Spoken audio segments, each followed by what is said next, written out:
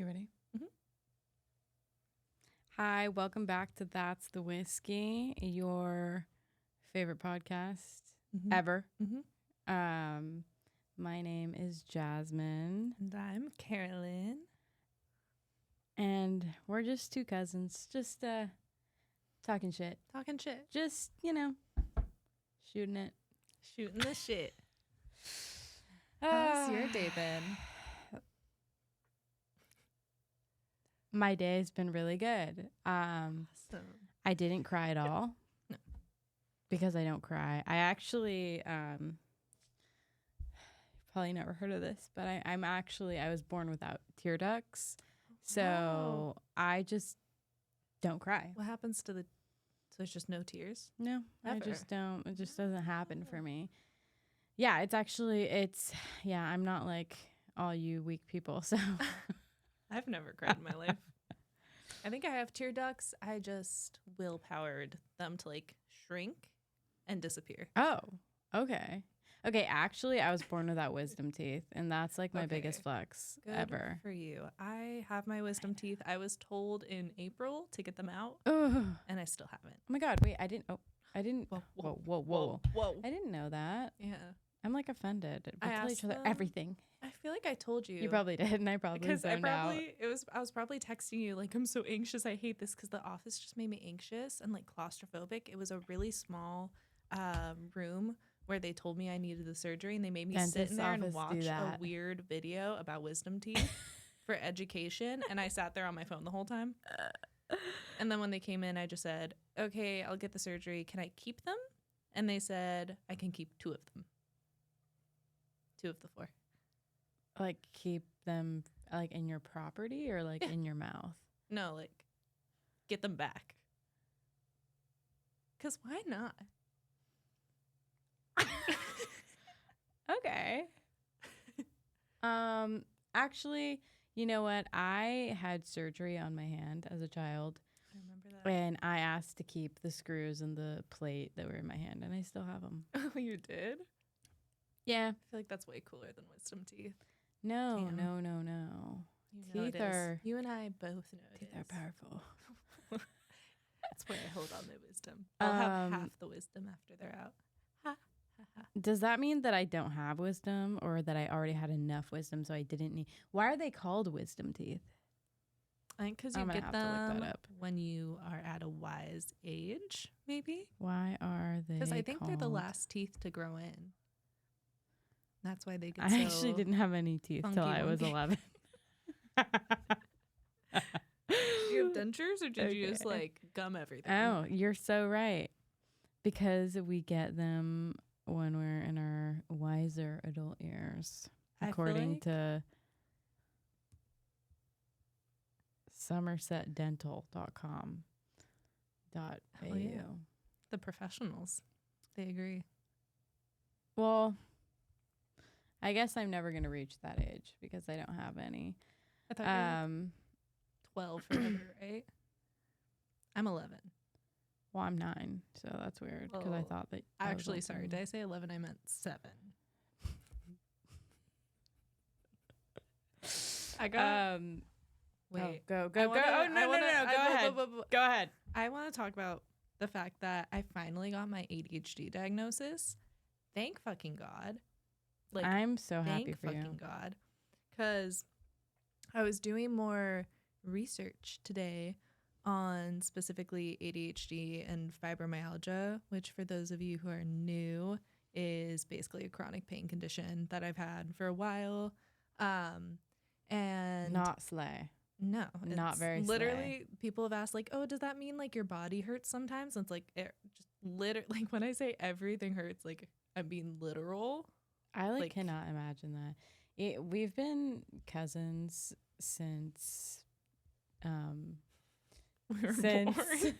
we've been cousins for about almost 22 years. Mhm. So and I just like don't like, even still to this day when you talk about your pain, I'm just like amazed that you're like able to just like like do things. I get like a stomach ache and I like cannot do anything. I can't go anywhere. I get a headache And I just like, I'm like, I can't do anything. I just feel bad for my coworkers because they have to hear me just be like, all day long whenever I have to do anything that takes physical effort. But you're so funny about and it. And I complain about it. You're all so the time. okay, but you do it in a funny way to where it's not like annoying. You know, you make it fun. Thanks. I like making pain fun. Excruciating pain every day. Might as well make it funny. That's how I feel about my life with my family. What do you mean? No, you know what? Okay, so this is why I cried today. I'm having a hard time because, you know, when you need to distance yourself from some people and their family, so it's just like it's hard because their family and I go through this cycle, right, where I'm like, fuck everyone. I can't do this. Blah, blah, blah. And then I do that and then I don't talk to anybody. But then somebody says, like, reaches out and is really nice. And I'm like, okay, you know what? Let me just dip my toes in. I'll hold. And then and then I let go and then same thing happens. And it's just so annoying. And at some point I have to like take responsibility and be like, okay, like, I need to fucking like stick to my guns and to my boundaries. But it's really hard, especially because like being young, you want to be with your family. Like you want to like, right. And that's something, I mean, obviously, you know, like it's something I struggle with. I'm going to put my water bottle down because it's like, I want to like, but I can't. Are you just petting the table? Yeah, it's really soft. It is. I think our props, before we started, we were talking about if we should bring props to put on the table, and I think we should just have a bunch of... That can be right there, and then just like fidget toys all over. That is what I'm talking about. Yes, fidget toys. For purely selfish reasons. Okay, I loved working with autistic children because I got to just... Why do you call all our hangouts that? Oh. Stop. Sorry. My bad. You're done. You know, I got tested for autism once and I asked to not know the answer. But can I tell you something? No matter what is going on for me, I will say that I had a lot of fun working with those kids because I understood a lot of what they were going through. Like I felt like I could like read them so well because I could like see what the problem was before I could see the antecedent before the reaction. Like I was like, oh yeah, like yeah, that and I can see that the inside of that jacket just feels fucking weird. Like I can see that it's a weird texture, and so I'd just be like, and then they react. But what was I saying? Where was I coming from? Okay. This is like 90% of the episodes. If you like watch our episodes, a bunch of them are literally tangent.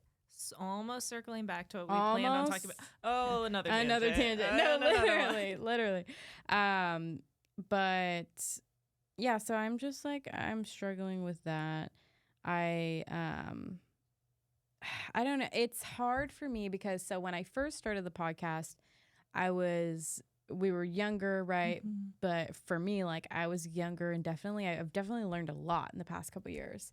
Same. And I've always come from this place of like, I want That's the Whiskey podcast to be something where we talk about shit that people are too afraid to talk about.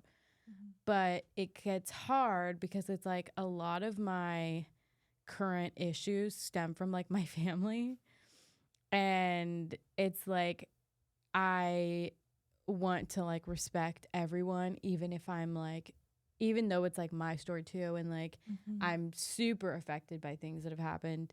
I still like try to be really respectful, so it's hard because I want to sit here and be like, hey, this is what happened, fucking but it's just like hard, I guess. And makes sense.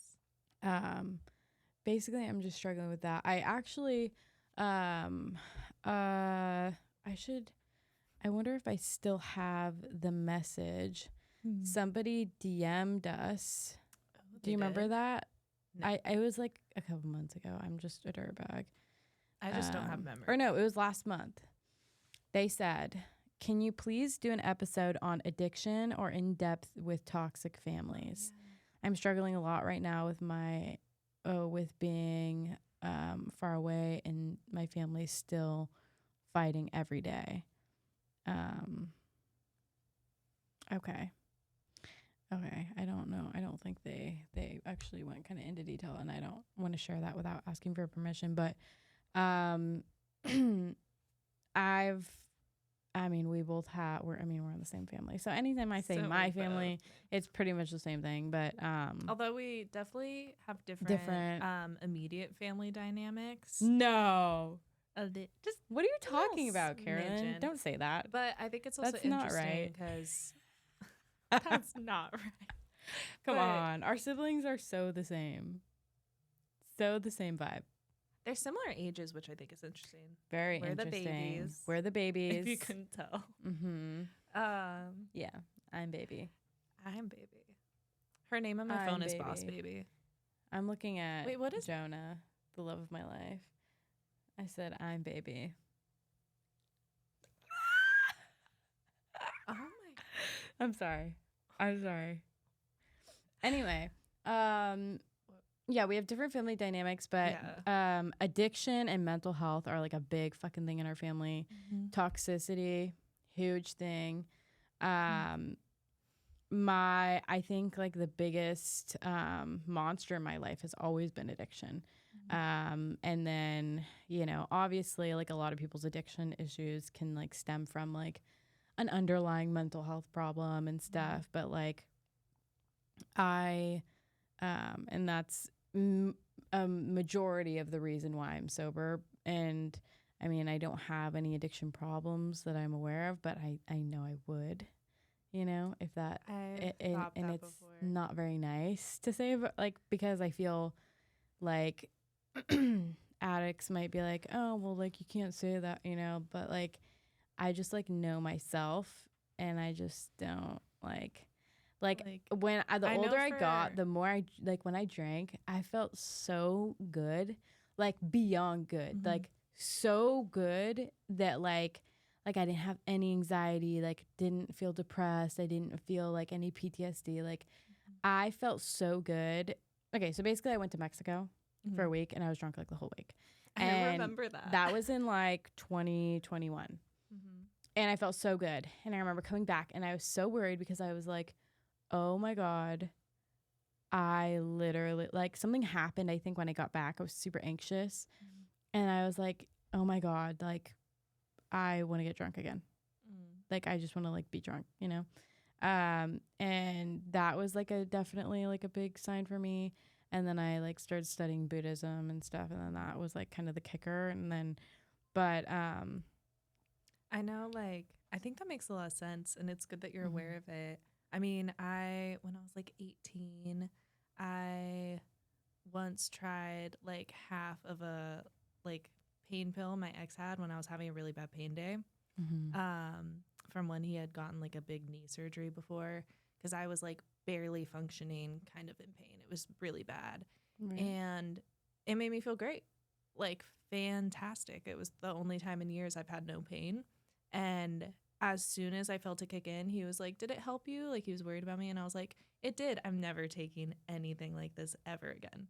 Because I knew, like, I could see myself slipping into using that. Totally. Because, like, it is hard to function with those sorts of issues, like the pain issues or trauma.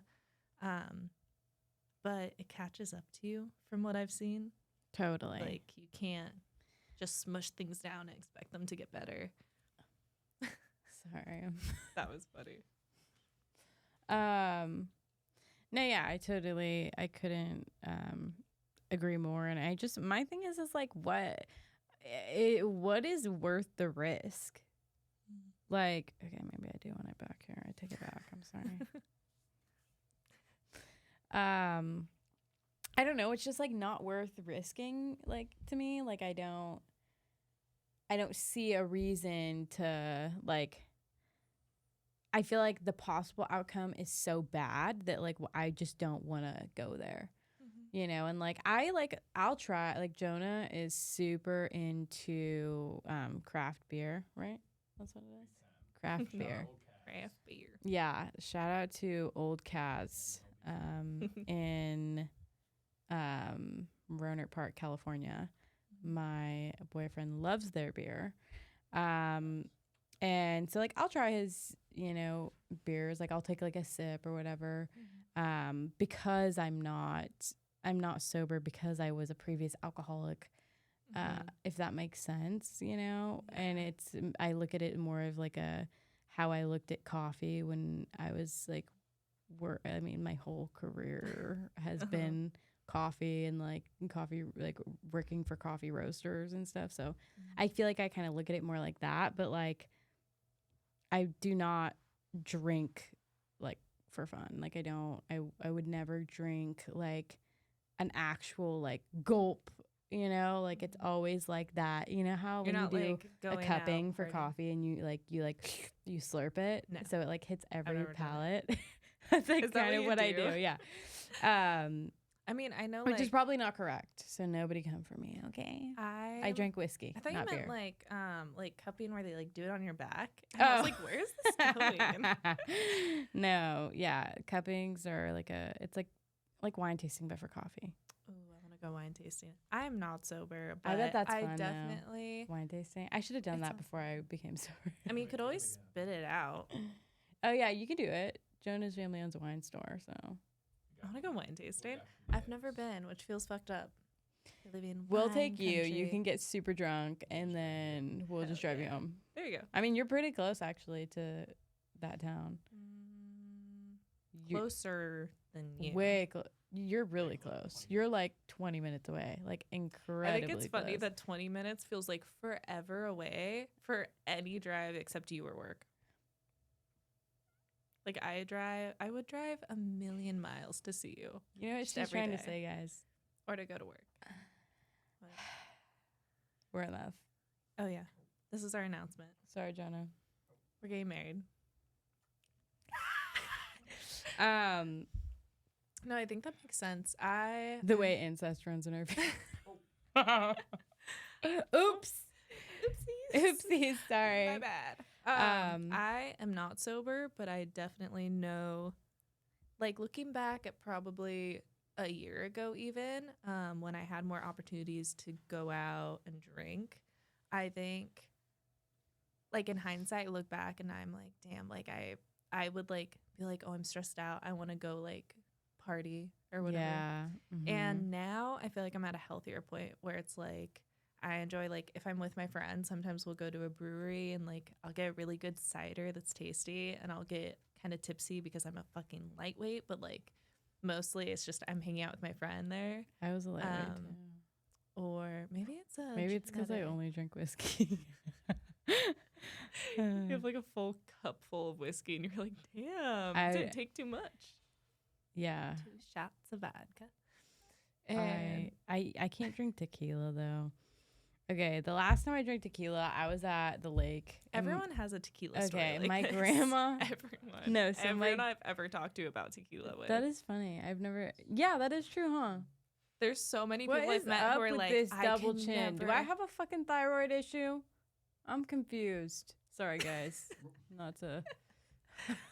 Sorry, I'm just really. Anyway, so I was at the lake, right, and my grandma was there, and so like I went off with like some of our lake neighbor people, and somebody gave me like a shot of tequila, and I like freaked out. I like started having like a panic attack, and I was like, Grandma, I don't feel good. The tequila? Yeah, and it like made me like weird, and every time I had tried it though, it always made me like super anxious, not like.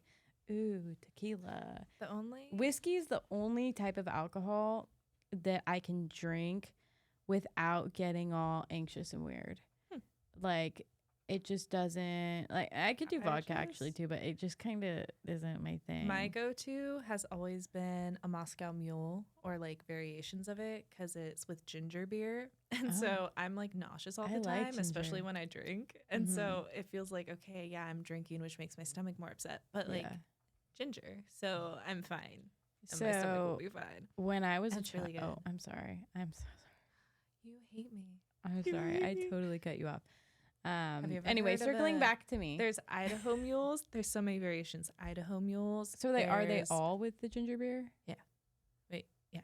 But like Idaho Mule is with, I think, huckleberry vodka. It's fucking good. Or Hawaiian Mules. Do you like how you're like, I'm sober and I'm like, here's all my favorite drinks. Hawaiian Mules are with pineapple juice, I think. Okay, But all ginger beer. pineapple juice and me don't mix. Are you allergic? Yes. And okay, so To when I was in pineapple? Mexico, okay, so I've You're always allergic to pineapple? Yes. How did I not know this? I thought don't it was a know. Maybe different fruit. it's not like that bad. I'm allergic to bananas. Oh. And I used to try to eat one every year just to see like if something would change, but I'm not severely allergic at all. Like it's just my tongue gets like numb kind of and like itchy, Have you know? ever seen the carrot girl? No. She was allergic to carrots, and so she would take like the tiniest bit of carrot and eat it, and she would very slowly increase it until she wasn't allergic anymore. Honestly, she's an icon. Mhm. That's really cool. I'm like, this feels so good on my wrists. And now that I've discovered this, I'm really That's worried really- that I'm never going to be able to stop. Try it. Go ahead. Go ahead, try it. Go on. Sorry, I'm busy petting the table. Anyway, what I was going to say was, okay, so you know the Pina Colada song? The one that's like, if you like pina colada. Don't go longer than 8 seconds. Just kidding. Just anyway, so the Pina Colada song, I remember listening to that when I was little, and I wanted to try Pina Colada, and so for some reason I didn't try one until I went to Mexico, and I got one, and I like totally couldn't fucking finish it because my throat got hella itchy, and I was like, oh shit, I'm allergic. And Damn, yeah, so I that's like could sad. not drink them anymore. But you know what I'm not allergic to? Jim Beam. I can tell you that. There you go. Have we ever had Jim Beam together? No. I don't think so. Before you completely stopped drinking, I think we only got drunk together like A twice. couple times. Yeah. Remember the I get wine? the Snapchat memories for wine. the wine. Okay, was wine funny. makes me super sleepy. I I just mean, remember and you we can were attest to laying- that. And I panic every time I'm drunk too. So it's like You were just FaceTiming like all your friends. yeah, that was me. Anytime I used to get drunk, I would FaceTime everyone I've like ever known. Like ever known, literally. It wasn't good. It was, and that's the other really thing too, is funny. I'm like out of control too. So it's like not like I wasn't like I wouldn't like jump off a bridge or anything, but like I would like get drunk to like get crazy, like to let out my, because I normally am Mhm. so like scared and anxious. Your what was the name? Beth. Beth. Yeah, Your Beth. Your inner Beth. my Beth. I think I had a Sometimes name. Beth comes out though when I'm not drunk, is what I've started to realize. You just get excited. It's really weird. Yeah. Are you sure you don't have ADHD? I don't know. We'll see. We'll see. Oh, we need, okay, Oh. circling back to the question though. Wait, what was the question? Talk. Wait, was it the family? Yes. Here's my biggest advice to anybody trying to navigate living with a toxic family or a family with addiction issues, blah, blah, blah. I've been there. I've dealt with both of them. I've actually dealt with so many different family issues, like on so many, and not like so many, but like so many subjects, right? Yeah. I've dealt with Variety like the pack of family generational trauma, Mhm. the sexual abuse generational trauma, Mhm. the mental health generational trauma, the emotional abuse generational trauma, the addiction generational trauma.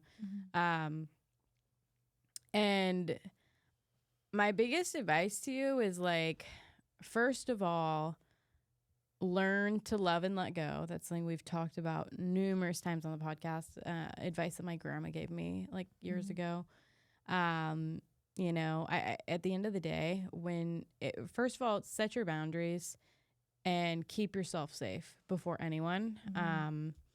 Because the thing that I've learned is if I could go like back in time to my younger self, I would first of all say, listen to every single therapist that has told you numerous times to stay away from these members of your family. And for the record, it doesn't matter if somebody's your brother, sister, cousin, mother's goldfish's uncle, whatever the fuck, like, or your parents. Like, that's a big thing that, you know, you hear all the time. Oh, well, they're your parents, this and that. And like, first of all, like, if you are struggling with a toxic parent, which the person who asked the question definitely is, I see you and I hear you, and I know that every time somebody says, oh, well, that's your dad, or oh, that's your mom, or oh, that's your brother, or that's your sister, or your uncle or aunt, I know that you're already like hurting that much, you know? And that's like the biggest thing that like I look back on is like so many people when I was younger tried to like steer me in the direction of staying in contact with toxic family members and like keeping that connection open. And as if it was something easy to do, as if it was like like cool, like, yeah, like I don't talk to my family, like, you know, no, like it's horrifically painful, and it's not, and after it's long not time of hurt, it's almost not always. something you ever want. And also I feel like you can be empathetic and, you know, be mindful of where family or anyone has come from, what they've been through, what they might be experiencing currently. And that doesn't mean they can just do whatever they want. The same way, like, that means I can't just do whatever I want because I've been through shit. Totally. I hope people, especially the people who are close to me, can be mindful of it, but I still have to own up to my shit and listen to other people if I'm hurting them and try to like make it work and be kind. Like, right. Well, I feel like too, for me, like trying to be, how would I put this? Trying to be, I feel like every time when I was younger, somebody said that classic line of, you know, oh, well, that's your family member. That's like your parent. That's your sibling. That's your cousin, your aunt, uncle, whatever. Anytime somebody said that as a means to try to get me to keep that connection open, all it did was gaslight me into thinking, oh, I should be accepting of this behavior. Oh shit, like I am being dramatic. Maybe I do want conflict. Maybe I'm the problem. And now here I am years later. I mean, I've literally been in therapy like since I was 12. So that's 10 years. 10 years of straight up therapy with no more than like a 6-month break, really. Maybe like a year at a time. But and now I'm years later stuck with the same issue, and if I could go back, I would have just cut off the connections early.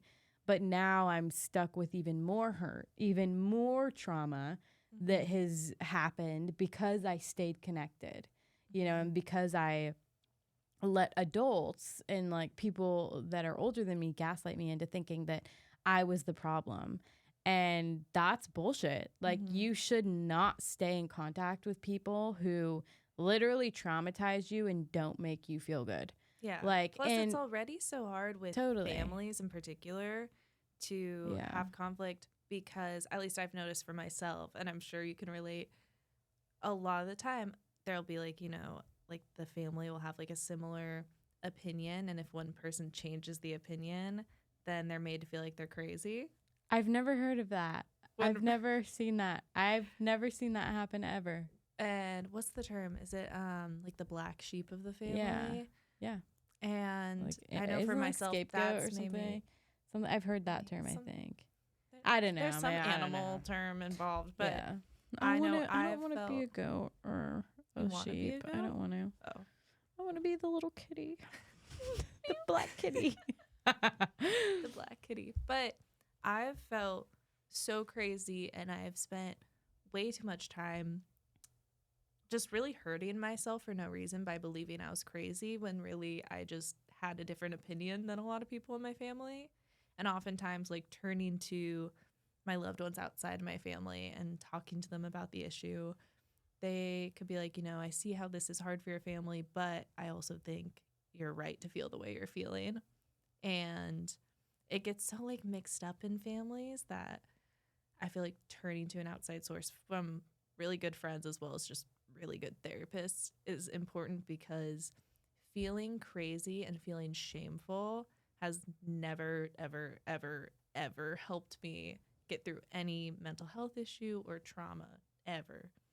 And God, I hate family shit. I hate family shit. It's so bad. I love my family. I love our family. But man, I hate them. I don't like being made to feel crazy. I think over anything. First of all, you know what the funniest thing too is, like, sometimes I'm like, why do I hold back on the podcast? Like, why don't I just blast people? You know? But then it's like, and I'm still being the person who's like, oh, you know, like I'm still thinking so much about how I'm making other people feel, but they don't have that same regard for me, and it pisses me off, and it like creates resentment in me almost, because I'm like, oh my God, I would love to roast a couple people right now. Not even roast them, but to just talk about what happened, just because I know so many people would be like, what the fuck? Like, I cannot believe you deal with shit like that.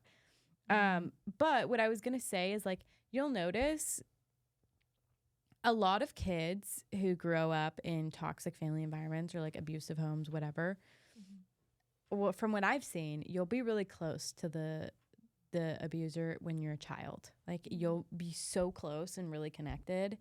And then when you get to like 13, 14, 15, you start to butt heads.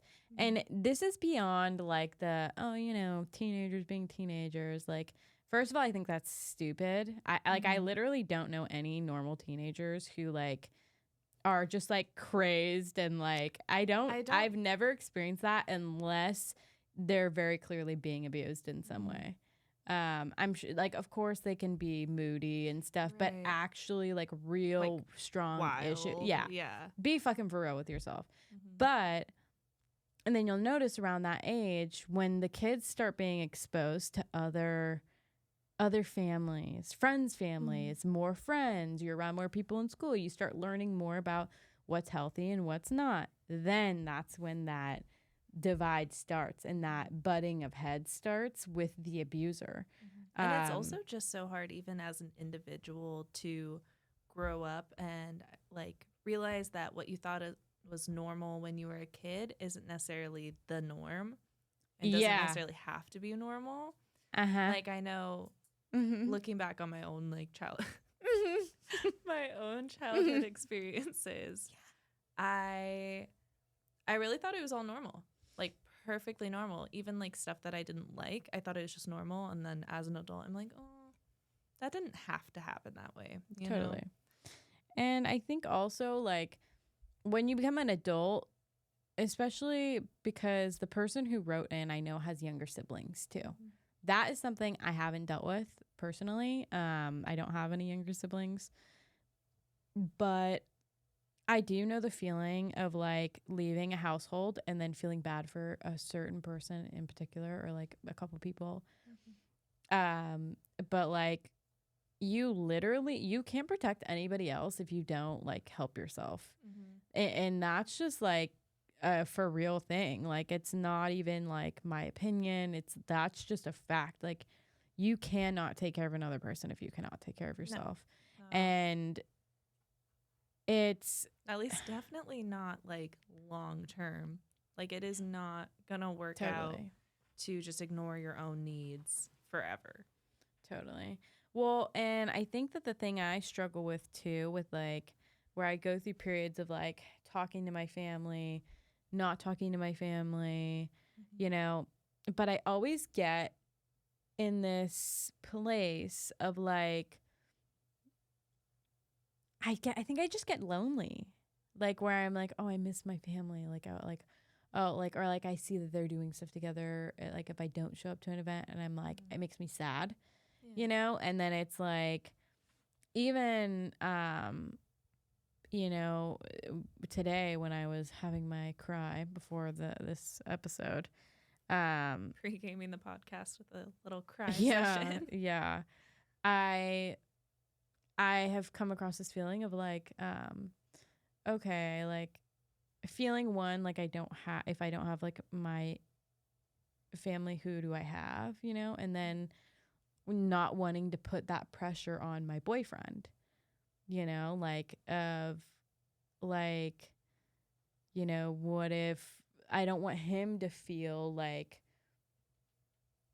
pressured to like be my everything, you know, because it's not fair. That's not how things should be, you know, like first of all, and I think that's a big part of it too, is like the big reason that I'm actually, I think, kind of having the courage to like really step away is because it's stemmed from my boyfriend being like majorly disrespected by my like a few of my family members. Like it's very different, like very badly, you know, someone like you care about be the target of that kind of thing than experience it yourself. Because when you experience abuse yourself, I feel like it's easy, especially if it's family, to like try to explain it away or be like, oh, like I'm kind of used to it to some degree. Right. But it's like I am coming from a place where like first of all, like he's a fucking trooper, because like I would not be able to, you know, but he doesn't come from a family like mine. So he's not used to going to a family gathering and then having somebody threaten to fight him. Just for sitting there, for not doing anything, you know, because they're on drugs, you know, and you know, and it's just not like, that's not normal. And he comes from an environment where he's not used to that. And it doesn't, not that it would make it any better if he was already used to that and this and that, but it's like, I feel such a strong need to like make sure, like I'm not going to subject him to that, you know? And I've been hit with this, like the response of like, oh, well, like he's a big boy, he can take care of himself. But it's like, okay, like, yes, he can take care of himself, but like I'm his woman. Like I'm not going to let my family like threaten him and disrespect him because you're fucking cracked out. Like, like the same you would with anyone. Yeah. Like it doesn't. And the thing is too, is like, I think my family also like has a hard time realizing that like, yes, I'm the youngest, but like I'm about to be 23 years old. I've lived alone since I was 17.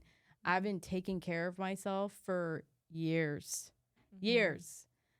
And Jonah is the love of my life. Like we are going to get married. I picked out my ring, you know, like it's not like a, oh, you know, like we might do this and that, or, you know, and so Jonah is my priority. He's my partner. And also he's going to be my husband soon. We are one. Also with like the whole like age thing, like you're the youngest, but that doesn't make you a kid forever. And that doesn't make them have automatic automatically like better opinions or ideas of a situation. Oh, definitely. And especially also, because either if way, we even like if you're, looked at who was giving their opinion, they definitely don't and aren't even, coming, and it's not to be disrespectful, but they're not coming from a place where they should be giving anybody opinions. right. But also, even if your family or anyone for that matter has a different opinion, that doesn't mean you can be fucking abusive when there's like a disagreement. Yeah. Like there's I shouldn't have to fear for my many, safety no, with my own family members that's just because crazy. there was a disagreement. Well, in fact, it really wasn't even a disagreement. It was just somebody freaking out, like wigging out. Mm-hmm. Like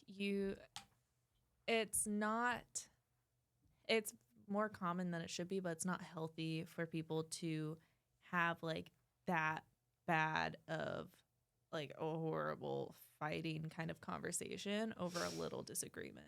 Yeah. Like there's ways to disagree and have uncomfortable conversations that don't end in Is it getting hot in here? No, it's super hot. I feel like I'm having a panic attack. Sorry, guys. It's toasty.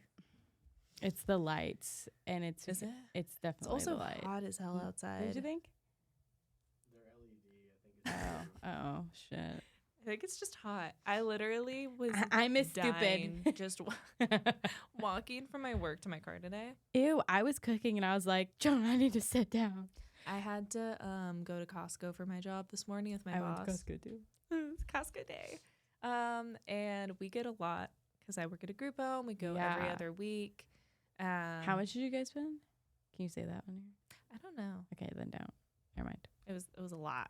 It was a lot. And it's like today we had a big flatbread, and I said flatbread almost, which is what my boss kept doing this morning. I think it rubbed off on me. And flatbread. I was like, hey boss, can I please push a cart? Because last time I used one of the flatbed and cart it's things, just and hard it was to so hard. steer. And we had less stuff we had to get today. But then my boss had to go do something, and we didn't have as many staff today on the floor. So when we got back to the house, I had to put away everything pretty much by myself. Damn. In the garage while it was like a million degrees. Garages get so fucking hot during summer.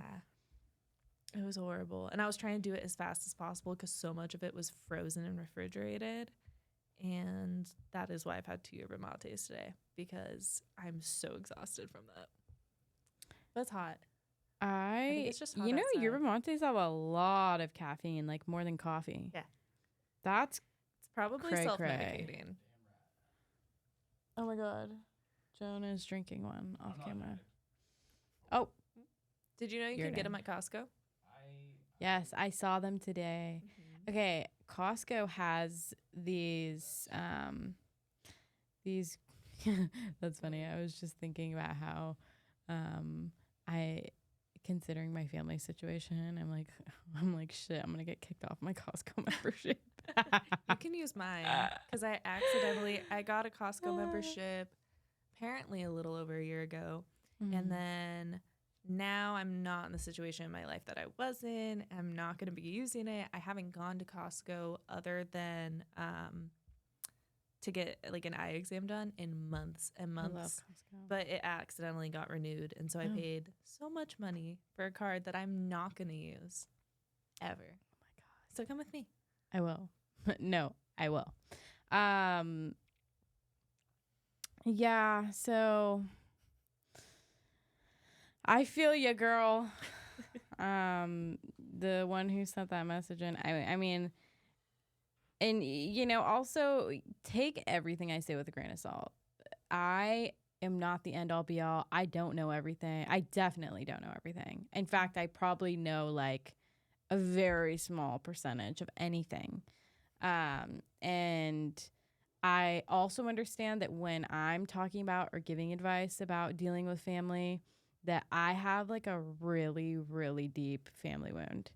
And like and that has to be noted, So like, cool, come listen to what I'm saying and stuff. But like, I also know that I have a bias, like I'm definitely the type of person who's like, I hear like, oh my God, I hate when I hear like, oh my God, have you heard that that girl doesn't talk to her parents anymore? And you know, and they're old and like this and that, or like, you know, that guy, he just moved out with that girlfriend and then he doesn't talk to his family anymore. And it's like, shut the fuck up. When there is no, unless you're like a sociopath, no kid doesn't want to not have a relation. Like, wait, no kid wants to not have a relationship with their parent.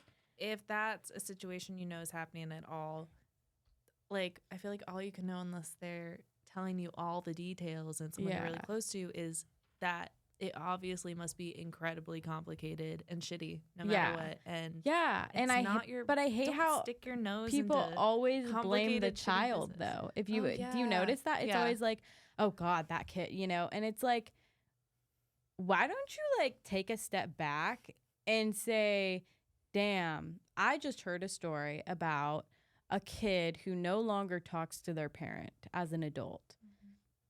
Why is everybody's reaction to be like, oh my God, that kid's an asshole? Why would anybody assume that anybody wants to not talk to their parents? I talk to my parents and I would be really sad to not talk to my parents. That's the bottom line. And so I hate that. I hate that like generalization that like kids are assholes and then when they're adults they're still assholes. Like, it's just like fucked up. Like, I don't know. Like, and of course it's not for everyone. Like, but like I feel like for the majority, like if your kid doesn't talk to you, like you got to do some real deep like introspection. Like, that doesn't just happen, you know? And sometimes the kids are fucking assholes. But it's not right to just assume either way. Like, again, it is complicated automatically. Like, that is not a typical, like, little situation. It's not just like, oh, someone had a bad day, so they decided to never talk to their family member ever again. Yeah. Like, there's definitely more going on. One of my family members that's mad at me right now posted on his Instagram story, and I know it was like for me to see, was like, and it said, I think we can all agree that the whoop ass generation is doing a lot better than the pussies, or like something like that, than the timeout generation. Sure, and I was like, are you fucking kidding me? Like, are you kidding? Is that a joke? I also just like bring me some fucking statistics. Also, I hate when people in general like automatically, like, I've seen a lot of people who say kids who get spanked are automatically gonna be like better people as adults than those who aren't spanked. And literally, like, all the research I've seen at least has proven not like every kid who is hit, because that's what it is. It's hitting your kid. Like, I strongly feel that way. I don't think it's like a little difference of opinions thing to me. It's very much, it's like you're hitting your kid. Yeah. But it's not that they're automatically gonna struggle, but it does increase their chances of struggling with behavior issues and all that stuff, which makes sense. Well, that's my thing. Makes sense. Is like when people are like, "Oh yeah, hit your kids, this and that," and I'm like, "But do you notice how that never works?" Like. Yeah. In the long run, maybe in the short term, if somebody hit me every time I did something, I'm not gonna fucking do it. Duh. But like, but then in the long run, then I'm gonna get older and older, and then when I see somebody do something I don't like, I'm gonna fucking hit them. Like, that's just, it doesn't, like, I don't know. Like, I don't know what is up with people who think that hitting their kids is like normal. Like, the funniest thing is when people are like, "Well, I was hit as a kid and I turned out great," and it's like, "Well, you're sitting here telling me you hit your kids." No, like, every person who's ever said to me something like, "Oh, well, I got hit as a kid and I'm fine." Every person who's ever said that to me is a fucking weirdo. Like, literally, any person who's ever said that to me, I'm like, I've been around. Yeah, you turned out really, really, really good. Girl boss. I've really been around one family where the little kid was, I think getting spanked. I know definitely other like physical punishment for sure. And it was so disturbing to me that I had to like excuse myself, and I went to my room and like closed the door and like sat there just like panicky, uncomfortable. Because it was just horrible. And I like was listening to the whole thing escalate. And I was like, I don't want to go into details about what the situation was. Not that I think they would ever listen, but it was just so uncomfortable to hear it escalate. And honestly, like, I'm not like sitting around like telling people I know how to parent better than parents, because I'm sure I don't. But I was like listening to the whole situation escalate more and more and more and more. And I was like, why would this work? Like, everyone right now seems like they're worked up, including the adults. Like, the answer isn't to just go hit them. Yeah. But it was so icky. Well, it's just fucking. Here's the thing, and this is exactly how I feel about like a lot of my family members, actually. If you and so again, this is not just in terms of kids, but if your automatic reaction to discomfort is to get violent, you're a pussy. Yeah. And I know that because I also have that automatic reaction a lot of times. So that's just me being really real. Like, when somebody like, sometimes I want to smack the shit out of people. Like, for real. Like, for real. Somebody does something that I think is like sick or like weird or like really fucked up. I'm like, I'll literally kick your ass. But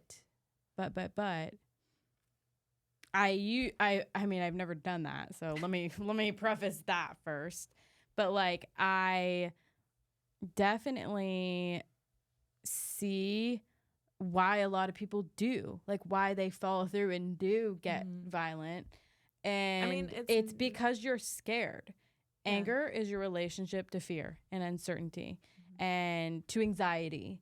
And to me, like, when I see parents trying to rationalize, like, hitting their kids or whatever, or like being abusive in any way, I'm just like, tell me you're a pussy without telling me you're a pussy. Like, that's all that registers in my brain is like, okay, so you're a bitch. Because you're so weak that you cannot have like an intellectual conversation with the person, with the kid, or even with yourself. Yeah. That you have to resort to that. I think it just makes me really sad. Yeah. Like, really deeply sad. No, I super judge. I'm like, you're fucking, you're lame, dude.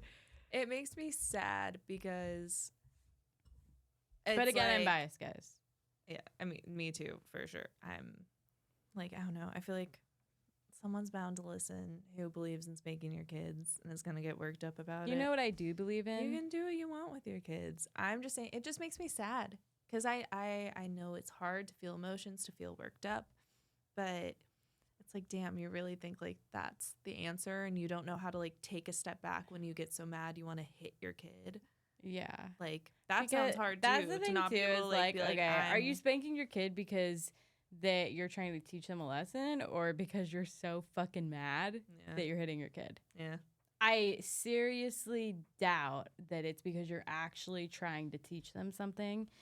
And I mean, like, just look at the statistics. Well, what I've heard... statistics is that it doesn't usually work in the long run. It's a short term outcome. And I think also I think what I've heard is like people really like a lot of the time people that I've heard from think spanking or whatever to your kid is okay because they think it'll actually be better for their kid in the long run. You know, like that whole sentiment of like the generation that got their asses whooped is better off, whatever. In what way? But where's the evidence, though? But also I look at like the research that's been done. It's like, why would you risk it? But also I think a lot of people don't listen to I don't research. Think people, yeah. I think a lot of people care. And don't get me wrong, research can be like kind of manipulated to show something different, but like. And by no means am I saying like fucking let your kid run you and treat you like shit and abuse you. But like, if you cannot see that there are ways to get your kids to listen and do things without abusing them, what can I say, really? What can I really do to help you? I've worked with kids. I used to be a nanny. I've been around kids a lot. And it's just there's other ways to do it. It doesn't mean it's easier or harder or whatever. It's just there's other ways to do it, and if the research shows that it can be harmful, why risk it? Yeah, I mean, I couldn't agree more. Spin it. That was a tangent. I really feel passionate about this. I really do. It's just, you know, I don't know. And again, I come from like a big family wound. My whole being is a family wound. I'm just one big walking family wound. My whole being is ouch. Ouch. Ouch. Ouchie. Ouch. Ouchie mama. Ouchie mama. It's really hot in here, dude. I know. I'm so sorry, I but know. Also, I made us late today. This might be the end of it, guys. Yeah. It's getting a little toasty. Oh wow. It sounds so much louder when we get close. And I'm like, whoa. Guys, so I know that we give random updates and stuff, but we're going to be consistently posting every other week now. We're actually in a contract, so we definitely are going to be posting every other week. And me and Caroline are the hosts. That is what's going on. We're going to be changing the cover art very soon, so it won't be my little face anymore. It'll be both our little faces. It'll be both of our so little excited. Faces kissing. Oh, just kidding.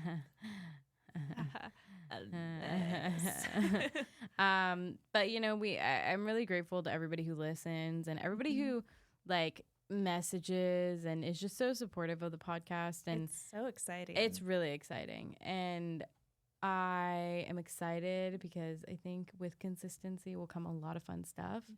I also really love hearing people's thoughts, people's questions. Yeah, like feedback. I mean, like DM us. I want this podcast to feel like hanging out with a couple of your friends. Yeah, I know it's not exactly what's gonna be like.